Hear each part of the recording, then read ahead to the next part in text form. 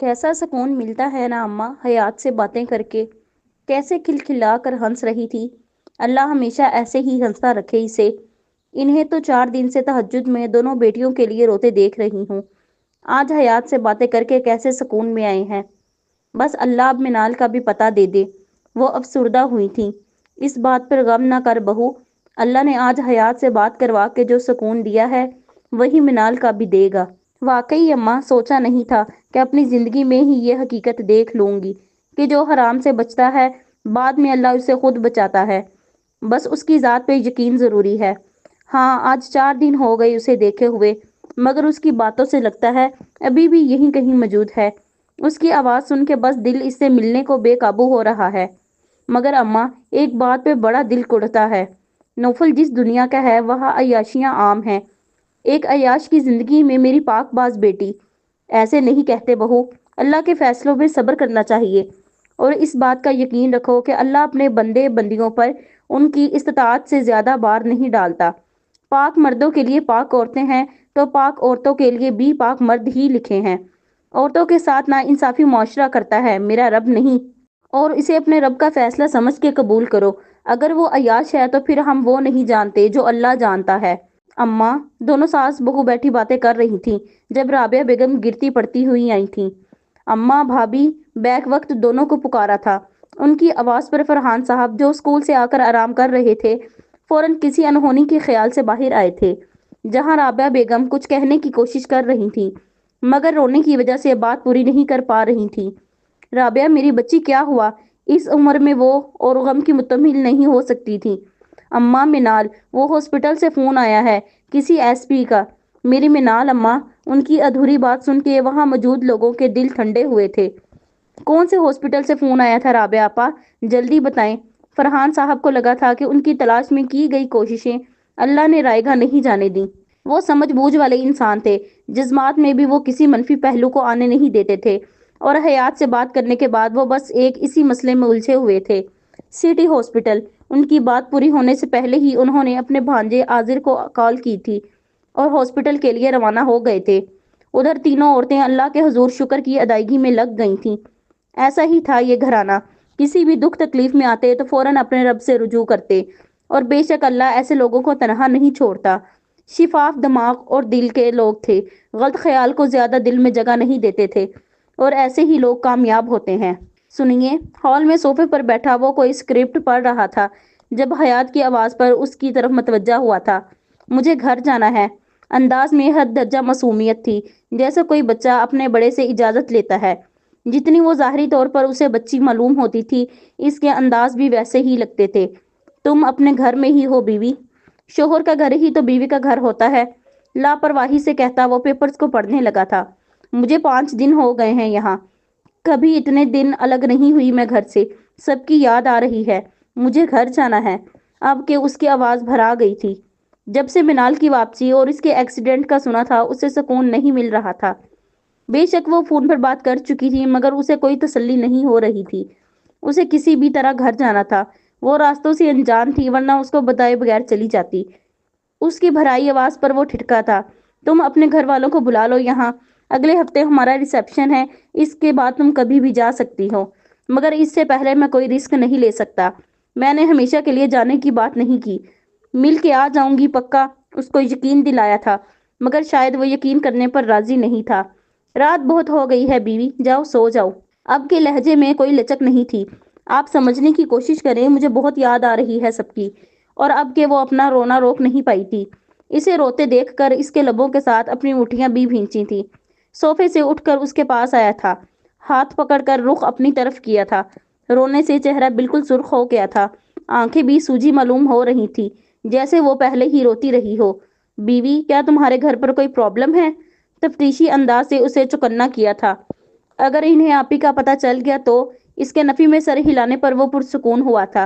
तो फिर इतना शदीद रिएक्शन क्यों? मुझे सबकी याद आ रही है। आंखें मसलती रोई रोई आवाज में बच्चों की तरह बोलती वो इसे अपनी तरफ मतवज्जा कर रही थी। इसने इसे कंधों से पकड़कर सोफे पर बिठाकर पानी पिलाया था। वो मिनाल के गम में ना होती तो महसूस कर लेती कि वो इसके कितने करीब बैठा है। और अब इसके हाथ उसके हाथों में है जिन्हें वो धीरे धीरे सहला रहा था। جیسے اسے تسلی دے رہا ہو، اور کرنے والا اپنے اس فعل کو کوئی نام نہیں دے رہا تھا، یا شاید ہر جذبے سے انجان رہنا اس کی عادت بن گئی تھی۔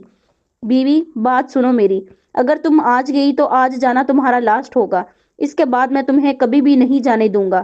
لیکن اگر تم ایک ہفتے بعد جاؤ گی تو جب چاہے اپنے گھر جانا، وہاں رہنا، میں کچھ نہیں کہوں گا۔ چاہے تو ریسیپشن کے بعد تم کچھ دن رہنے چلی جانا۔ اب فیصلہ تمہارے ہاتھ میں ہے۔ بولو، کیا فیصلہ ہے؟ ہاتھوں میں بڑھتی گرمی نے احساس دلایا تھا کہ وہ اس کے بالکل قریب ہے۔ اس نے اس کے ہاتھوں سے اپنے ہاتھ نکالے تھے اور دور ہو کر بیٹھی تھی۔ وہ اس کا گریز محسوس کر کے سامنے والے صوفے پر بیٹھ گیا تھا۔ نظریں ہنوز اسی پر تھیں۔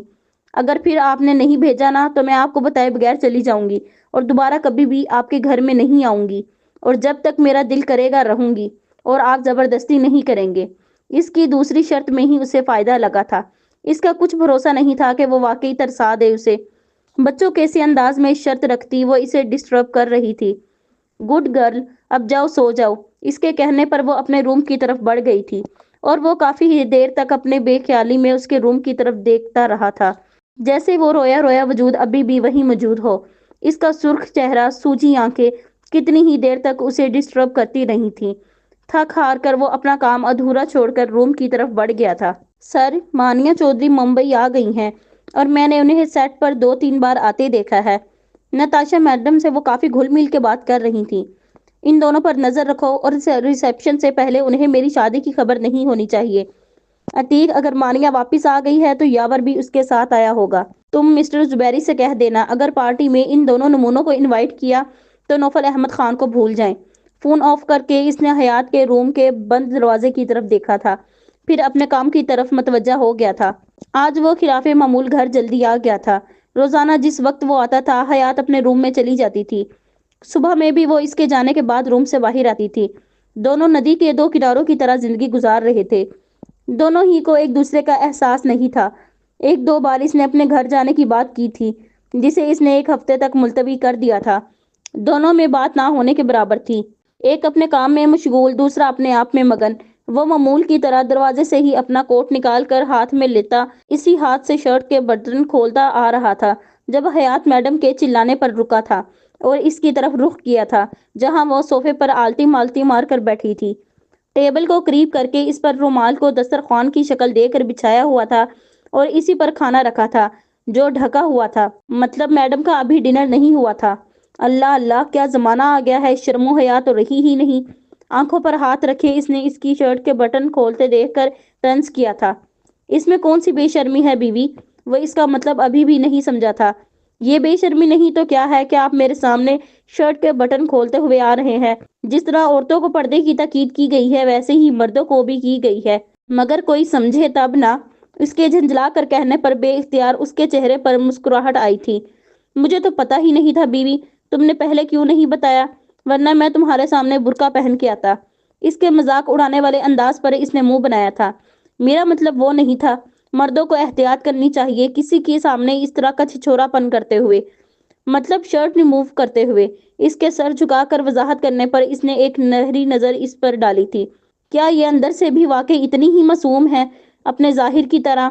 اس کی گہری جانچتی نظروں کا مفہوم اسے سمجھ نہیں آیا تھا۔ بیوی، کسی کے سامنے نہیں، تمہارے سامنے تو یہ چھچورا پن کیا جا سکتا ہے نا؟ انداز میں کوئی معنی خیزی نہیں تھی، پھر بھی وہ بری طرح پزل ہوئی تھی۔ استغفر اللہ، کیسی باتیں کرتے ہیں آپ؟ بیٹھو، بیوی نہیں ریموو کر رہا شرٹ، اپنا ڈنر کمپلیٹ کرو۔ اسے بغیر کھائے اٹھتے دیکھ کر وہ بے اختیار اس کا ہاتھ پکڑ کر واپس اسی کی جگہ بٹھا چکا تھا اور خود اپنے روم کی طرف بڑھا تھا۔ سنیے، اس کے آواز دینے پر پلٹ کر سوالیہ نظروں سے اسے دیکھا تھا۔ وہ کیا آپ نے کھانا کھا لیا؟ جھجکتے ہوئے سوال پوچھا تھا۔ کیوں؟ کہیں تمہارا ارادہ میرے ساتھ ڈیٹ پر جانے کا تو نہیں؟ عادت کے خلاف وہ اس سے الگ ہی ترنگ میں بات کر رہا تھا۔ وجہ خود بھی جاننے سے قاصر تھا۔ اول تو بات ہوتی ہی کم تھی، مگر جو بھی ہوتی تھی وہ اسے اچھا خاصا زج کر دیتا تھا۔ کون سی ڈیٹ پر؟ اس نے نہ سمجھی سے اس کی طرف دیکھا تھا۔ اسی ڈیٹ پر جس پر جایا جاتا ہے، اس نے وضاحت کی تھی۔ مگر کس کی ڈیٹ پر اور ڈیٹ پر کون جاتا ہے؟ اس کے نہ سمجھی سے کہنے پر اس نے اپنی ہنسی ضبط کرتے ہوئے پوچھا تھا۔ تمہیں ڈیٹ کا مطلب نہیں پتا؟ وہ جو اس کے سوال میں الجھی اسی کو دیکھ رہی تھی، چونک کر اس کے دوسرے سوال پر غور کیا تھا۔ پتا ہے مجھے، تاریخ کو کہتے ہیں ڈیٹ، BSc کیا ہے میں نے، وہ بھی انگلش میں۔ پتہ نہیں خود کو کیا سمجھتے ہیں، بچوں کو بھی ڈیٹ کا مطلب پتہ ہے اور یہ مجھے بچوں سے بھی گیا گزرا سمجھتے ہیں۔ او نو! اس کے جواب اور بلند آواز میں کی گئی بربراہٹ اسے ایک بار پھر کہا لگانے پر مجبور کر گئی تھی۔ اے اللہ! ان کا دماغ تو نہیں پھر گیا؟ بنا بات کے جناتوں سے شرط لگا کے ہنس رہے ہیں۔ تمہیں سچ میں ڈیٹ کا مطلب نہیں پتا؟ وہ یقین نہیں کر پا رہا تھا۔ اتنے ایڈوانس دور میں کسی کو ڈیٹ کا مطلب نہیں پتا ہوگا۔ میں نے آپ سے پوچھا تھا آپ نے کھانا کھایا کیا؟ آپ بات کو تاریخ پر لے گئے۔ کھانے کا کیا لنک ڈیٹ سے؟ اوپر سے میرا مذاق اڑا کر جناتی کہا لگا رہے ہیں۔ نہیں کرنی مجھے آپ سے بات۔ او نو! منہ ٹیڑھا کرتی وہ اس کی طرف سے منہ پھیر گئی تھی۔ اس کے انداز پر بمشکل اس نے اپنی ہنسی روکی تھی۔ اوکے بولو، نہیں اڑا رہا تمہارا مذاق۔ آپ نے کھانا کھایا کہ نہیں؟ نہیں کھایا۔ فریش ہو کر جاؤں گا تو آپ آج گھر پر ہی کھانا کھا لیں۔ کیوں؟ آج پہلی بار اس نے اسے کھانے کی آفر کی تھی۔ حیرانگی تو لازمی تھی۔ وہ آج مجھ سے زیادہ کھانا بن گیا ہے۔ مجھ سے باسی کھانا کھایا نہیں جاتا اور رزق کی بے حرمتی اللہ کو پسند نہیں، تو اگر کھا لیں تو اس نے امید بھری نظروں سے اسے دیکھا تھا، جو بڑے غور سے اسے ایسا سن رہا تھا جیسے وہ اس سے مسئلہ کشمیر حل کرنے کی بات کر رہی ہو۔ مسئلہ تو واقعی ہے۔ چلو حل کر دیتے ہیں بیوی تمہارا یہ مسئلہ۔ ویٹ کرو، اس نے کچھ سوچتے ہوئے کہا تھا۔ ویسے بیوی مانو یا نہ مانو، ڈیٹ تو کر لی تم نے میرے ساتھ، اس نے ڈش کا ڈھکن اٹھاتے ہوئے پھر سے کہا تھا۔ میں نے کون سی ڈیٹ کر لی اور کیا ہے یہ ڈیٹ بتائیں؟ اب کہ وہ بری طرح زچ ہوئی تھی۔ یہ تم نے بنایا ہے؟ اس نے روکھا کباب کھاتے ہوئے پوچھا تھا۔ جی میں نے بنایا ہے، مگر آپ یہ روکھا نہیں کھا سکتے۔ کیوں؟ لہجے میں حیرت تھی۔ کیونکہ یہ 5 کباب ہیں اور 5 چپاتی، ہر چپاتی سے 1 کباب کھائے، نہیں تو چپاتی بچ جائے گی، اور پھر کون کھائے گا باسی؟ واٹ؟ وہ سچ مچ اس کی نرالی منطق پر حیران ہوا تھا۔ اچھا چلو ایسے ہی کھا لیتے ہیں، کندھے اچکاتا وہ ویسے ہی کھانے لگا تھا۔ برسوں بعد وہ اس طرح کھا رہا تھا، اور شاید اس کی بیوی ہی وہ پہلی ہستی تھی جس کے ساتھ وہ جی رہا تھا، مگر خود بھی بے خبر تھا۔ ایک بات پوچھنی ہے۔ کھانے کے بعد ٹیشو سے ہاتھ صاف کرتا وہ اس کی طرف متوجہ ہوا تھا۔ پوچھو۔ انداز سرسری تھا۔ وہ آپ ڈیٹ کے بارے میں کیوں پوچھ رہے تھے؟ کوئی مسئلہ ہے کیا؟ کورٹ وغیرہ میں دی جاتی ہے نا ڈیٹ۔ اور پھر اسے اس کے پہلے دن کی سرگوشی یاد آئی تھی۔ سیریل کلر ہوں میں۔ یا اللہ، آپ نے کوئی مرڈر تو نہیں کر دیا؟ اب کہ وہ چیخ کر بولی تھی۔ نہ صرف بولی تھی بلکہ ڈر کے اس سے 10 قدم کے فاصلے پر ہوئی تھی۔ اس طرح بولتی وہ صحیح معنوں میں اس کی نظر میں خود کو بچی ثابت کر گئی تھی۔ بات جتنی بچکانا تھی، انداز اس سے کہیں زیادہ بچکانا تھا، اور نوفل احمد خان کو لگا تھا اس کی بیوی اسے اس کے معیار زندگی سے ہٹا رہی ہے۔ آج جتنا وہ اس کی وجہ سے ہنسا تھا، اپنی 27 سالہ زندگی میں کبھی نہیں ہنسا تھا۔ اس کی فلمیں بھی ایکشن ہیرو کے رول میں ہی تھیں۔ اس کی بیوی کی باتیں اتنی بھی مذاقی نہیں تھیں، مگر اس کے کہنے کا انداز بار بار ناراضگی سے منہ بنانا سیریس بات کو بھی نان سیریس بناتا تھا، اور وہ خوامخواہ اس کے بہت سی باتوں کے لا علم ہونے کا فائدہ اٹھا کر اسے زج کر رہا تھا، اور وہ ایسا کیوں کر رہا تھا وہ خود نہیں جانتا تھا۔ تمہیں کیسے پتا بیوی کہ میں مرڈر کر کے آیا ہوں؟ اس نے خوف و ہراس میں ڈوبی حیات کے قریب جا کر اس کے کان میں سرگوشی کی تھی، اور وہ جو یہ سوچ رہی تھی کہ وہ اب تک کیسے یہ بات بھولی رہی کہ وہ ایک سیریل کلر ہے، اور وہ تو اسے پتہ نہیں کیا کیا سنا بھی چکی تھی۔ اگر اس نے اسے مار دیا تو کوئی بچانے بھی نہیں آئے گا۔ سب لوگوں کا کیا حال ہوگا؟ دادی، پاپا، ماما، بھائی، آپی، پھپھو اتنی زور سے چیخی تھی کہ اس کے منہ پر اسے ہاتھ رکھنا پڑا تھا۔ اف بیوی، کیا ہو گیا؟ مذاق کر رہا تھا میں۔ نہ میں کوئی سیریل کلر ہوں، نہ کوئی مرڈر کر کے آیا ہوں، اور جس ڈیٹ کی میں بات کر رہا تھا وہ گھر سے باہر جا کر جب کپل اکیلے کھانا کھاتے ہیں اسے ڈیٹ کہتے ہیں۔ سمجھی مائی لٹل بیوی؟ وہ اس کے سر پر ہلکی سی چپٹ لگاتا جانے کے لیے پلٹا تھا۔ تو کیا واقعی آپ نے کوئی مرڈر نہیں کیا؟ یعنی آپ واقعی سیریل کلر نہیں ہیں؟ ڈرتے ڈرتے خود کو یقین دلانے کی کوشش کی تھی۔ اس کی بات سن کے وہ پھر سے اس کے قریب آیا تھا۔ ایک بات سمجھا دی بیوی تم نے کہ تم شیرنی کی کھال میں بلی بھی نہیں چوہیا ہو ہیں؟ کوئی نہیں ڈرتی میں ڈرتی تھوڑی ہوں آپ سے، سچ میں نہیں ڈرتی۔ اس نے اس کے گلے کی طرف ہاتھ بڑھاتے ہوئے پوچھا تھا، اور اس کی توقع کے عین مطابق وہ چیختی اسے دھکا دیتی اپنے روم میں بھاگی تھی، اور وہ کتنی ہی دیر وہاں کھڑا ہنستا رہا تھا۔ اپنے روم میں بیٹھا وہ کچھ دیر پہلے حیات کے ساتھ گزرے لمحوں کو سوچ رہا تھا۔ یہ کیا کر رہا تھا؟ بے وجہ بات بڑھائی، پھر اسے زج کیا، بلا ارادہ بلا وجہ کیوں پریشان کر رہا تھا اسے؟ اور یہ لڑکی سب دھوکہ فریب ہے۔ تم کسی کے ساتھ اپنے خاص انداز نہیں بانٹ سکتے نوفل احمد خان۔ یہ تم کس ڈگر پر چل رہے ہو؟ کیا تم بھول گئے یہ شادی تم نے کیوں کی؟ منال وجہ جانتی تھی، اسے کچھ نہیں پتا۔ جتنا بے تحاشا وہ کچھ دیر پہلے ہنسا تھا، تنہا ہوتے ہی اتنی اذیت میں ڈوب رہا تھا۔ نو نو نوفل احمد خان، تم نے شادی زندگی گزارنے کے لیے نہیں کی، کسی کو باور کروانے کے لیے کی ہے، کسی کو منہ توڑ جواب دینے کے لیے کی ہے، کسی الزام سے بچنے کے لیے کی ہے۔ کتنی دیر وہ خود کو باور کرواتا رہا تھا، اور شاید اس کا دل سمجھا تھا، جو وہ پھر سے پہلے دن جیسا ہو گیا تھا۔ خود حیات بھی اس کے سامنے آنے میں گریز کرتی تھی۔ دونوں پھر سے اپنے خول میں سمٹ گئے تھے، اور کوئی نہیں جانتا تھا کہ ان کی زندگی کیا موڑ لینے والی ہے۔ دو الگ الگ سوچ اور سمتوں کے یہ لوگ کس طرح ایک سمت میں آئیں گے۔ اشراق کے بعد وہ کروٹیں بدل بدل کر تھک گئی تھی۔ بے چینی کیوں تھی، وجہ جاننے سے قاصر تھی۔ گھر پہ بھی سب سے بات کر چکی تھی صبح صبح، پھر بھی سکون میسر نہیں آیا تھا۔ وہ سمجھ نہیں پا رہی تھی ایسا کیوں ہو رہا ہے۔ شام میں اس کا ریسیپشن تھا۔ اس کے گھر سے کوئی آنے والا نہیں تھا، کیونکہ منال کی طبیعت کافی خراب تھی، اور اس کے پاپا کل اس کو لینے آنے والے تھے۔ احمد سے بھی بات کر لی، مگر بے چینی تھی بڑھتی ہی جا رہی تھی۔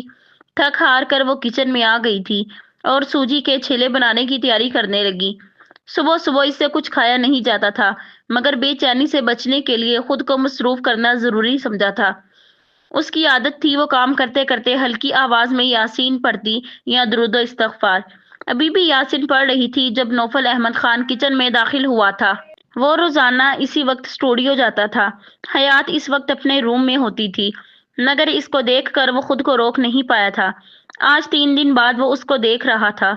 وہ خاموشی سے اسے سن رہا تھا، کیونکہ وہ خود کو اکیلا سمجھ کر بلند آواز سے پڑھ رہی تھی، جو نوفل احمد خان کے کانوں کو شاید زیادہ ہی بھلی لگ رہی تھی، جو اسے اپنی موجودگی کا احساس کروائے بنا سن رہا تھا۔ آواز اچھی ہے بیوی، سنگنگ میں ٹرائی کیوں نہیں کرتی؟ آخری چھیلا اتارتے ہوئے وہ اس کی آواز پر چمکی تھی۔ لا حول ولا قوت الا باللہ، بلند آواز سے کہتی وہ اس کو اگنور کرتی اپنے کام کی طرف متوجہ ہو چکی تھی، اور شاید یہ اگنورنس نوفل احمد خان کو پسند نہیں آئی تھی۔ جب ہی اس کے قریب آ کر کھڑا ہوا تھا، کیا مذائقہ ہے بیوی؟ پھر سے استفسار کیا تھا۔ ناشتہ کریں گے؟ پھر سے اس کے سوال کو نظر انداز کیا گیا تھا۔ کیوں، آج بھی زیادہ بنا لیا، یا پھر صبح صبح ڈیٹ کرنی ہے میرے ساتھ؟ اس کے معاملے میں وہ نہایت بے اصول ثابت ہو رہا تھا۔ جس طرح سے اس کی بیوی اسے اگنور کرتی تھی، اگر اس کی جگہ کوئی اور ہوتا تو کب سے اس کی لسٹ سے نکل چکا ہوتا، مگر حیات کے معاملے میں وہ عجیب ہو رہا تھا۔ آپ تو ڈیٹ کو ایسے بولتے ہیں جیسے جانے کتنی بری چیز ہے، حالانکہ جو مطلب آپ نے بتایا وہ کہیں سے بھی برا نہیں ہے۔ ایسے تو میرے ماما پاپا روزانہ ڈیٹ کرتے ہیں، کیونکہ ڈنر وہ دونوں اپنے روم میں کرتے ہیں، کیونکہ پاپا کو اکیڈمی سے آنے میں دیر ہو جاتی تھی اور ہم سب کھانا کھا لیتے تھے۔ اوہ گریٹ، چلو پھر ہم بھی ڈیٹ کرتے ہیں، کیونکہ تم نے ابھی بھی زیادہ ناشتہ بنا لیا ہے۔ اس کے ہاتھ سے چھیلے اور چٹنی کی پلیٹ لیتا وہ حال میں آ چکا تھا۔ وہ بھی اس کے پیچھے چائے، پانی اور گلاس لے آئی تھی۔ سنگنگ کرو گی؟ وہ پھر سے اسی ٹاپک پر آیا تھا۔ نہیں، کیوں؟ آپ خود گناہ کا کام کر رہے ہیں، کافی ہے۔ دوسرے کو گناہ کی آفر کرنا گناہ کرنے سے بھی زیادہ بڑا گناہ ہے۔ اتنے بڑے ہو گئے ہیں مگر صحیح غلط نہیں پتا آپ کو۔ آپ ایک کام کریں، یہ انڈسٹری چھوڑ دیں اور کوئی دوسرا کام کریں جو گناہ سے پاک ہو۔ جس طرح آپ مجھے گناہ کی آفر کر رہے ہیں، اسی طرح میں آپ کو نیکی کی آفر کرتی ہوں۔ اس وقت اسے سمجھاتی وہ کہیں سے بھی بچی نہیں لگ رہی تھی۔ انداز کیسا صاف ستھرا تھا، جس میں ذرا بھی ذلت کی آمیزش نہیں تھی۔ شاید اسی لیے نوفل احمد خان کو برا نہیں لگا تھا۔ کوکنگ کے ساتھ اسپیچ بھی اچھی کرتی ہو بیوی۔ اس نے چھیلے کا بڑا سا ٹکڑا چٹنی میں ڈبو کر کھاتے ہوئے اسے چڑھایا تھا، جو واقعی چڑ گئی تھی، اور منہ بنا کر کھانا شروع کر دیا تھا۔ بیوی، امپریس کر رہی ہو تم نوفل احمد خان کو۔ دل میں آنے کا ارادہ تو نہیں ہے تمہارا؟ اگر ایسا ہے تو کیا ارادہ ہے پھر؟ آج ریسیپشن ہے، کل ہنی مون کے لیے چلیں؟ چہرہ اس کے قریب کر کے وہ اسے پھر سے پزل کر گیا تھا۔ ہنی مون یہ کہاں ہے؟ اس کے بے تکے سوال پر وہ پھر سے اپنا کہا نہیں روک پایا تھا، اور اسے ہنستا دیکھ وہ ناراض سی منہ موڑ گئی تھی۔ کون کہتا ہے کہ ابھی کچھ دیر پہلے ہی یہی لڑکی نوفل احمد خان کو اتنی بڑی بات سمجھا رہی تھی، اور اب بالکل بچکانہ انداز میں اس کے ہنسنے پر برا مان گئی تھی۔ بیوی، تم کالج گرل رہ چکی ہو، کس کالج میں پڑھائی کی ہے جہاں ہنی مون کا بھی نہیں سنا کسی سے؟ وہ اسے ہر پل حیران ہی تو کرتی تھی۔ وہ ظاہری طور پر بچی لگتی تھی، مگر وہ امیچور نہیں تھی۔ پھر کیا وجہ تھی جو وہ نابلد تھی اس معاملے میں؟ نہیں رہی میں کوئی گرل، بس مذاق نہیں اڑایا کریں آپ میرا۔ آپ کو پتا ہے تو آپ بتا دیں کہاں ہے یہ ہنی مون؟ اس کے منہ پھاڑ کر کہنے پر بمشکل اپنی ہنسی روکی تھی۔ اچھا سیریسلی بتاؤ، اسٹڈی کیسی ہوئی ہے تمہاری؟ اب کہ واقعی سیریس ہوا تھا۔ 10ویں اردو سکول میں کی، 12ویں گرلز کالج سے، اور BSc پرائیویٹ اور انگلش اسپیکنگ کورس کیا ہے۔ مگر اس میں ہنی مون کہاں ہے، کہیں نہیں بتایا۔ فلمیں نہیں دیکھتی ہو؟ ایک اور سوال، مقصد اسے چڑھانا تھا۔ توبہ استغفر اللہ، کیسی بات کرتے ہیں آپ؟ فلموں میں غیر آدمی ہوتے ہیں، اور دادی کہتی ہیں کہ نامحرم کو دیکھنا آنکھوں کا زنا ہے، سننا کانوں کا، اور سوچنا دل اور دماغ کا، اور ٹی وی انسان کے پورے جسم کو زانی بنا دیتا ہے۔ اس لیے دادی نے نہ مجھے دیکھنے دیا کبھی، نہ احمد بھائی کو۔ بچپن سے ہی اس کے خلاف ایسا زہر بھرا تھا ہمارے دلوں میں جس کا زہر ابھی تک موجود ہے، اور وہ جو اس کے کسی بچکانے جواب کی امید کر رہا تھا، بے طرح سے نہ صرف حیران ہوا تھا بلکہ نظریں جو اس لڑکی پر ٹکی تھی واپس نہیں پلٹی تھی۔ دل نہیں کیا کبھی دیکھنے کا؟ کرتا تھا نا۔ ایک بار ابرار انکل کے گھر احمد بھائی اور میں گئے تھے دیکھنے شکتیمان، بھول پن سے بتایا، جیسے ابھی تک افسوس ہو دیکھنے کا۔ پھر وہ ابھی بھی ٹرانس میں تھا۔ پھر کیا؟ اللہ بھی ناراض ہوا اور دادی بھی۔ ماما پاپا کو بتایا نہیں تھا ورنہ وہ بھی ناراض ہوتے۔ تمہیں کیسے پتا اللہ ناراض ہوا؟ وہ سمجھ نہیں پا رہا تھا وہ کیا جان رہا تھا اس میں۔ کیونکہ شکتیمان دیکھ کر ہم دونوں نے نماز اور قرآن نہیں پڑھا تھا، اور دادی نے بتایا تھا کہ جب اللہ ناراض ہوتا ہے تو نیکی کی توفیق چھین لیتا ہے، اور بس تب سے نہیں دیکھا۔ وہ ایسے بتا رہی تھی جیسے کلاس میں کوئی بچہ ٹیچر کے پوچھنے پر اپنی کارگزاری بتا رہا ہے، اور نوفل احمد خان اس کو اس طرح دیکھ رہا تھا جیسے اگر نظر ہٹ گئی تو دوبارہ یہ منظر نہیں دیکھ پائے گا۔ اتنی معصومیت! مگر تمہارا شوہر تو فلمی دنیا کا ہے۔ اب کیا سننا چاہ رہا تھا وہ، یا پھر وہ اسے اپنے آپ میں دیکھنا چاہ رہا تھا؟ جی زبردستی کے، اور ویسے بھی شادی آپ نے کی ہے میں نے نہیں، اس لیے اللہ آپ کو ہی گناہ دے گا مجھے نہیں، کیونکہ اسے پتا ہے نہ مجھے یہ انڈسٹری پسند ہے نہ اس کے لوگ۔ اللہ معافی، لوگوں سے نفرت نہیں کرنی چاہیے، مگر مجھے سچی نہیں اچھے لگتے۔ تو میں تمہیں اچھا نہیں لگتا؟ نہیں۔ ہاں وہ میں نے سوچا ہی نہیں۔ آپ کو دیر نہیں ہو رہی ہے؟ او نو، آج صرف ارینجمنٹ ہے شام کی گرینڈ پارٹی کے، پروڈیوسر کی، فلم کی، اور ہمارے ریسیپشن کی۔ اچھا تمہاری کوئی دوست نہیں ہے؟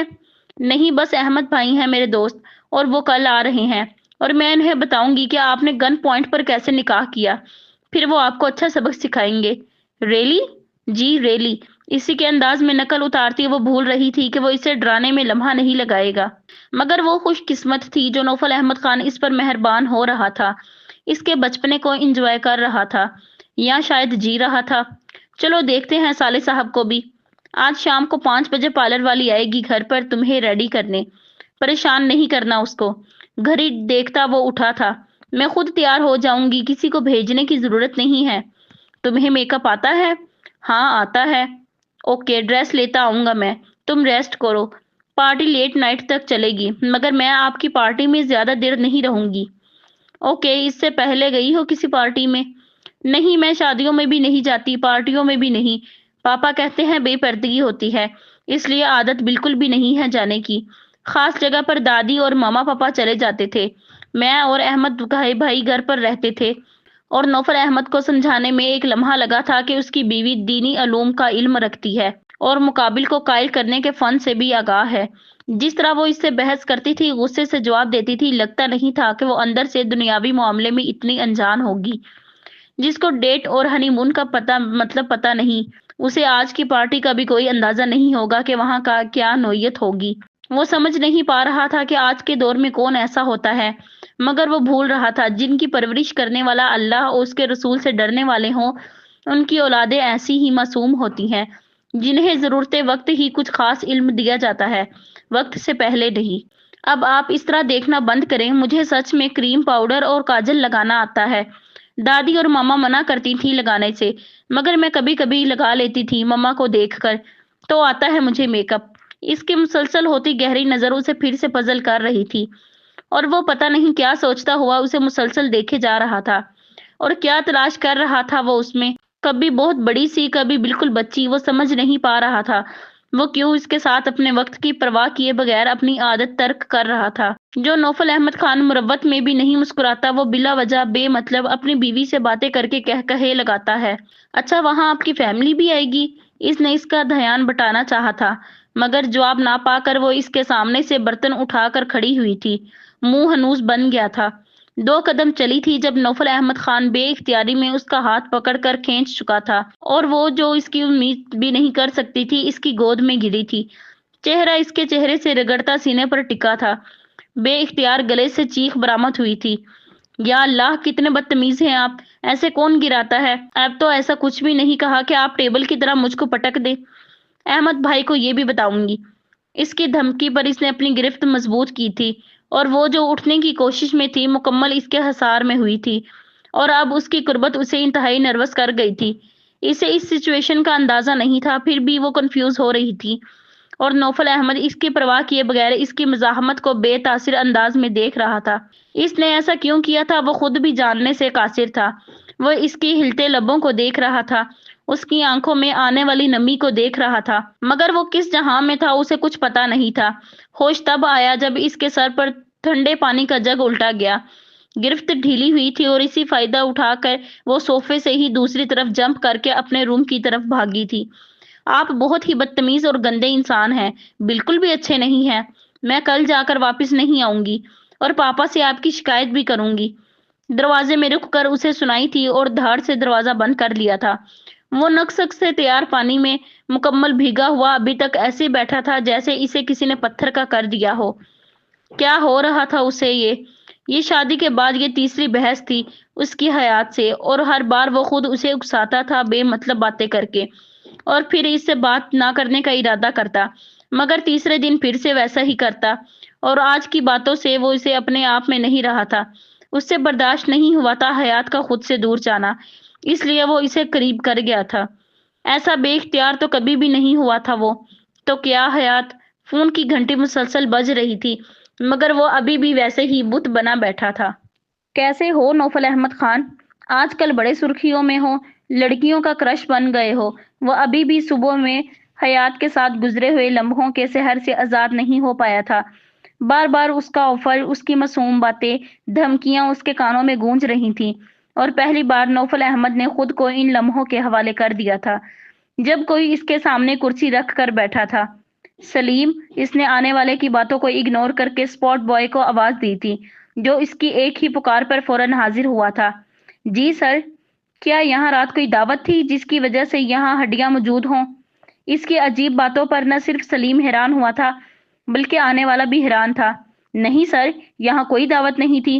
تو پھر ہڈیاں کہاں سے آئیں گی سر؟ تو پھر صبح صبح کتے یہاں کس کی بو سونگھتے ہوئے آئے ہیں؟ دبی دبی ہنسی سے آنے والا سمجھ گیا تھا کہ نوفل احمد خان ابھی بھی ویسا ہی ہے، ایک ہی وار میں مقابل کو چٹ کرنے والا۔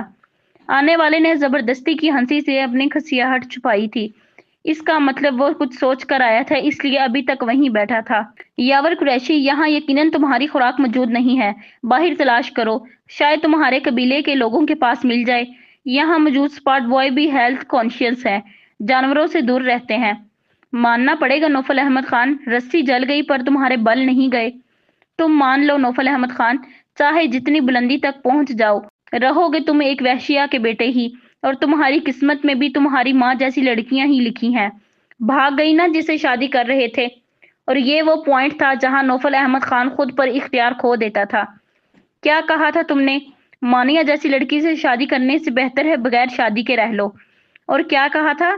میں ایک شریف لڑکی سے شادی کر کے دکھاؤں گا۔ ہاں ہاں ہاں، نوفل احمد خان جس کے پیچھے لڑکیاں پاگل ہیں، وہ جسے شادی کر رہا تھا نکاح کے وقت ہی بھاگ گئی۔ اب اس کی آواز بلند تھی، سب دم سادے سن رہے تھے، کسی کو بھی تو نوفل احمد کی زندگی کی خبر نہیں تھی، اس لیے سب بڑی دلچسپی سے سن رہے تھے، اور یہ نوفل احمد خان کے ضبط کی آخری حد تھی۔ اگلے پر یاور قریشی کا گریبان نوفل احمد کے ہاتھوں میں تھا۔ تجھ سے کہا تھا نا اپنی حد میں رہنا ورنہ زمین میں گاڑ دوں گا۔ اس کی آنکھوں میں دیکھتا وہ گھرایا تھا۔ اس کی گھراہٹ سے یاور قریشی خوف زدہ ہوا تھا، مگر آج وہ اس کو برباد کیے بغیر نہ جانے کا ارادہ کر کے آیا تھا۔ سچ تو تم بھی جانتے ہو نوفل احمد، جیسے تم حرام کی اولاد ہو ویسی ہی تمہاری زندگی میں لوگ آئیں گے۔ تمہاری گرل فرینڈ منال تمہارے پیسے کے پیچھے تھی، تم سے کوئی مطلب نہیں تھا اسے، اس لیے تو بھاگ گئی اپنے دوسرے یار کے ساتھ۔ جب اسے پتا چلا کہ تم حرامی ہو، ایک بدچلن آوارہ عورت کے بیٹے، اور اگلے پل وہ زمین کی دھول چاٹ رہا تھا۔ نوفل احمد خان بری طرح اس پر برسا تھا۔ جب عتیق بھاگتے ہوئے آیا تھا اور اپنے باس کو بڑی مشکل سے لوگوں کے ساتھ مل کر قابو کر پایا تھا، ورنہ اس بفرے شیر کو قابو کرنا اس کے اکیلے کے بس کی بات نہیں تھی۔ یہ مار تمہیں بہت مہنگی پڑے گی نوفل احمد خان، چھوڑوں گا نہیں میں تمہیں۔ یاور قریشی دھمکی دیتا جان بچا کر بھاگا تھا، اور کوئی نہیں جانتا تھا اس جنگ کی لپیٹ میں کون آئے گا۔ سیٹ پر موجود تمام لوگ آپس میں منال کے بھاگنے اور اس کے ماں کے بارے میں گفتگو کر رہے تھے۔ عتیق جانتا تھا یاور قریشی گڑبڑ کرے گا، مگر اتنی جلدی کا اسے اندازہ نہیں تھا، ورنہ وہ اس کا سدباب کر چکا ہوتا۔